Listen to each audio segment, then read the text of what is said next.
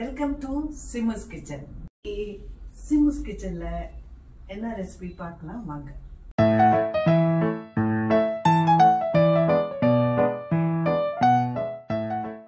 வாழைத்தண்டை பொடி பொடியா நறுக்கி மோர் உப்பு கலந்த தண்ணியில வச்சிருக்கேன். பைத்தம்பருப்பு ஒரு டேபிள் ஸ்பூன் நல்லா வாஷ் பண்ணிட்டு ஊற வச்சிருக்கேன். பீன்ஸ் கொஞ்சம், கேரட் கொஞ்சம் பொடி பொடியா நறுக்கி எடுத்துட்டு இருக்கேன். கொத்தமல்லி பொடியா நறுக்கிந்து, கொஞ்சம் சர்க்கரை, கொஞ்சம் உப்பு, உளுத்தம்பருப்பு, கடுகு, ஜீரகம், டேஸ்ட்டுக்கோசரம் லெமன் ஒன்று எடுத்து வச்சுருக்கேன். லெமன் ஜூஸ் ஆட் பண்ண போகிறோம். கருவேப்பிலை, பச்சை மிளகாய் ஸ்லீட் பண்ணி வச்சுட்டுருக்கேன். ஏன்னா பீன்ஸ் இருக்கு, கொத்தமல்லி இருக்கு, பச்சை கலர் தெரியாது, அதனால நீட்டாக கட் பண்ணிட்டு இருக்கேன். தாளிக்கிறதுக்கு நல்லெண்ணெய். வாழைத்தண்டு பொரியலுக்கு பொடி பொடியா நறுக்கியிருக்கோம். வாழை ரெசிபி பார்த்துட்டு இருக்கோம். அதில் சாம்பாருக்கு ரவுண்ட் ரவுண்டாக கட் பண்ணோம். பச்சடிக்கு க்யூப்ஸாக கட் பண்ணி மிக்சியில் அரைச்சிட்டோம். இன்னைக்கு பொடி பொடியாக திருத்தி வாழைத்தண்டு பொரியல் பண்ணிட்டு இருக்கோம். வாழைத்தண்டு பொரியல் விதவிதமாக பண்ணுறதோட மட்டும் இல்லை, அந்த விதவிதமான சமையலுக்கு எப்படி நறுக்கணும் அப்படின்றதும் முக்கியமான விஷயம் நம்ம கவனத்தில் இருக்கணும்.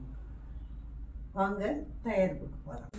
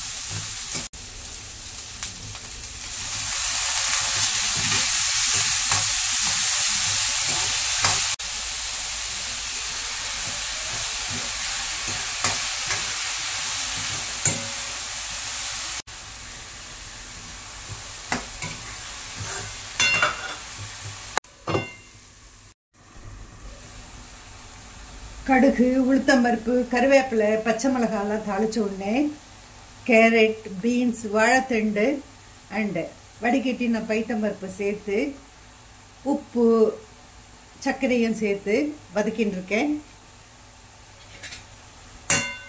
நல்லா மிக்ஸ் பண்ணிட்டு மூடி போட்டு வதக்கலாம். இந்த பொரியலுக்கு மஞ்சள் பொடி சேர்க்கல, ஏன்னா இதுவே கலர்ஃபுல்லாக இருக்கு பாருங்க. அந்த வாழைத்தண்டோட வெள்ளை நிறம், பீன்ஸோட பச்சை, கேரட்டோட அந்த கேரட் கலர் எல்லாம் சேர்ந்து பார்க்கச்சவே நல்லா இருக்கு.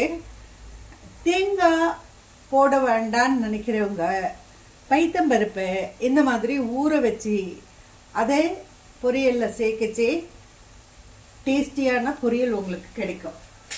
நல்லா ஊற வச்சிருக்கிறதால, அதுவும் வெந்நீரில் வாஷ் பண்ணிட்டு ஊற வச்சிருக்கேன், சீக்கிரம் வதங்கிடும். பைத்தம்பருப்பு மலர்ந்தா மாதிரி இருக்கு சொல்லுவா, அந்த மாதிரி ஆயிடும் பைத்தம்பருப்பு.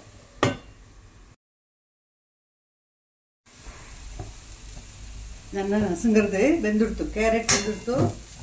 பீன்ஸ் பார்க்கலாம். பீன்ஸ் நல்லா எடுத்து, வாழைத்தண்டு ஏற்கனவே வெந்திருக்கும், பருப்பும் நல்லா மலர்ந்துடுத்து. இப்போ அடுப்பு நிறுத்திடலாம், லெமன் ஜூஸ் புழியலாம்.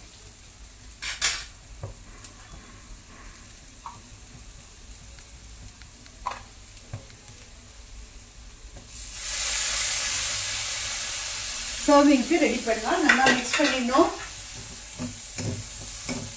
சர்விங்க்கு ரெடி பண்ணலாம்.